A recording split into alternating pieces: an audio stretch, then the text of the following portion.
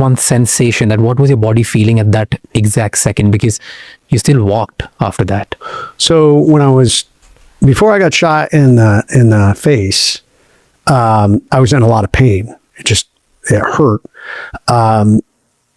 When I got shot in the face, I don't remember. It knocked me out.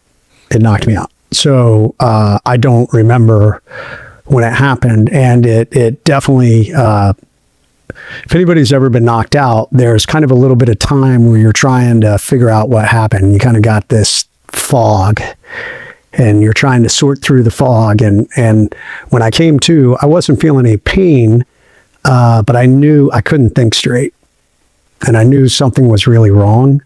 And when I came to, I was laying flat on my back, and I was kind of looking up at the sky, and literally tracer fire. So machine guns have a tracer. So meaning it looks like a laser beam traveling through the air. And what it is there's phosphorus in the gunpowder that makes it look like that laser beam. And that's how machine gunners, adjust fire to hit what they're shooting at.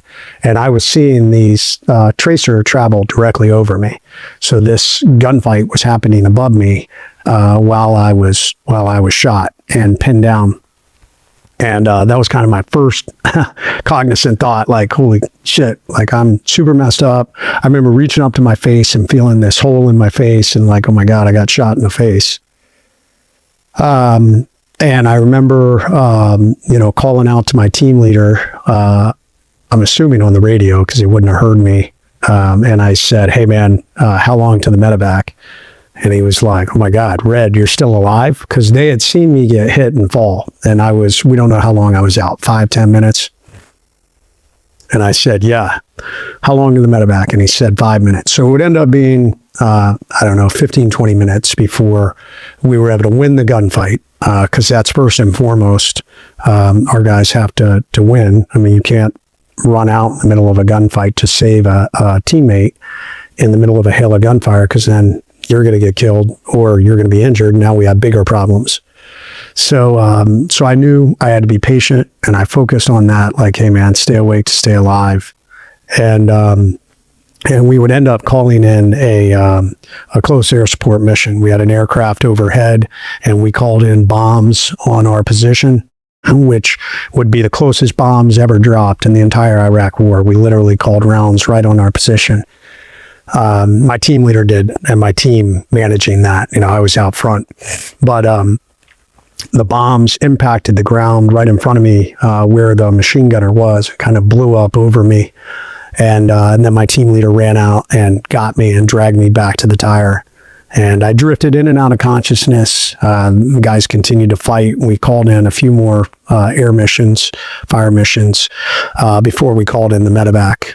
And explain me, like, what I really want to know in this experience is when you were going through, and because you've probably relived in your mind and you've told the story so many times, so it's very obvious for you to just drop it out. But I'm getting goosebumps at this point just by imagining what you must have went through. Explain me, probably like a 5-year-old, what happens when bullet gets inside your body? Like, what's the first second, and then what next, and what exactly happens? So, two different things. So I would end up, it was 2 bullets that hit me in the arm. I had a bullet that struck me in my lower bicep, and I had a bullet that struck me inside my forearm. It felt like I had been struck in the arm with a baseball bat and shocked at the same time, like a lightning bolt. That's why I try and tell people, if you bang your elbow, you get that kind of that electrical tingly. It felt like that, but times 1,000. Like literally, and immediately I couldn't feel my arm. It had broken, it had destroyed my elbow. It had broken the bones up in the upper part of my arm and blew all that bone out the back. It had blown apart my elbow. So it was just pain, but I didn't have time. Like, I'm in the middle of a gunfight. Like I remember dropping to a knee. I was on a knee, and I'm like, oh my God, I just got my arm shot off. And I was like, I shot a few more times. And then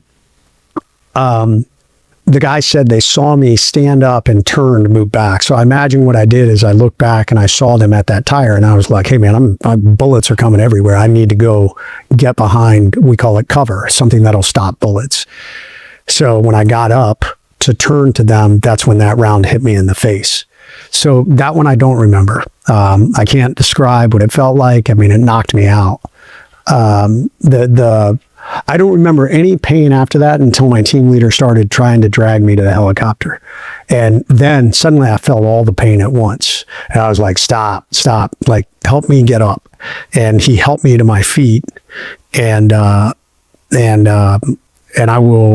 remember, like I said, I thought my arm was shot off. So I'd taken my helmet off, which took a round in it as it was laying next to me. And I remember hearing this. So it actually was I took my helmet off and it was laying next to me. I imagine it was sitting upside down, or I'm not sure how, but it took this round. And that's where the bullet hit. Yep. Did it get through, or just it stopped? The helmet stopped? I think it shot through. You can see where it. So, and then, so I told my team leader, I said, hey man, grab my helmet and grab my arm, because I thought my arm had been shot off. I was like, grab my arm. And he helped me to my feet, and I walked to the helicopter. And, you know, there's certain things in life that really vivid images that stay in your brain. And one of those is, while I was walking up to the helicopter, they have like these low lights. You know, they're not bright lights. They're just low lights that kind of that amplify the light around the helicopter. And that light gets reflected off the rotor blades. And there's like this static electricity that's happening with the rotor blades. You can almost see it. Yeah. And I remember walking under that up to the helicopter, and all this blood was pouring out of my face. I had to walk with my face down. I remember seeing the blood just kind of fall out of my face as I got into the helicopter. What inside you at that point kept you surviving? Like, what kind of mindset did you build? Because at this point, I'm sure majority of people would quit and they'll be like, this is it. Like, they wouldn't even have this inch of survival hope left inside them that they will make it through. I mean, you know, Hell Week and SEAL training teach you to keep pushing despite pain and discomfort. So, I mean, that was one thing I kept telling myself. The fatigue I felt was unlike anything I could ever explain. It literally, I don't know, I felt like every breath took effort. And I was all I wanted to do was go to sleep. Like, all I wanted to do was like, let me just shut my eyes and sleep for a little bit. But I knew, or I was convinced, that if I went to sleep, I'd never wake up again. So that's why I was like, stay awake to stay alive. I was, part of it was anger. I was angry that the enemy had shot me.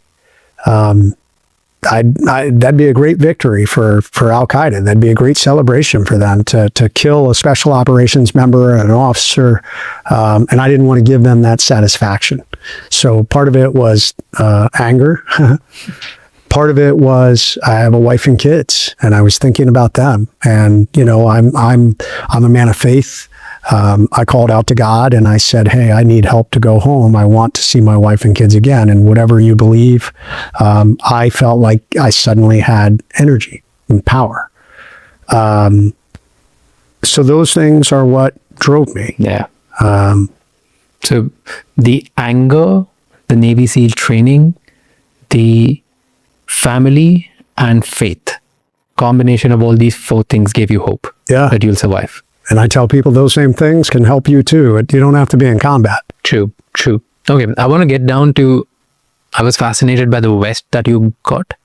I want to talk about the details of the vest. Is that okay? Okay, yeah. So this is what you were wearing. This one's heavy. How much would it weigh? I mean, fully loaded, anywhere from 25 to 30 pounds. And it could be more depending on the job you have in combat, what you're carrying. If we have special missions, you may be carrying additional gear. So if you're wearing this, you're not protected at this side. You could get hit by a bullet here. Sure.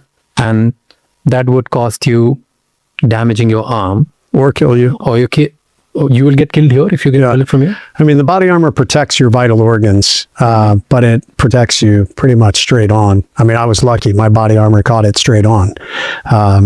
That outcome could have been a lot different if I had been shot anywhere else. It would have been. Yeah. Bullet can come from here, but that's from straight. So if you bit In my gear that I wore in Iraq, that body armor, so the side pieces that come around and clip in, so there's actually body armor plates that you can put in there, so it protects your side. And I actually had those plates in that night, and I took a bullet off that plate on my right side. so that plate would protect you. Yes. Here. So if you get a bullet from right where you're sitting, like if I get a bullet here, will this protect me? Straight up. It should, depending on, I mean, if it was a handgun, 100%. But if it is a machine gun, what kind of bullets can stop? I mean, it should stop up to a machine gun. If we were this close, I don't know if it would. I'd be curious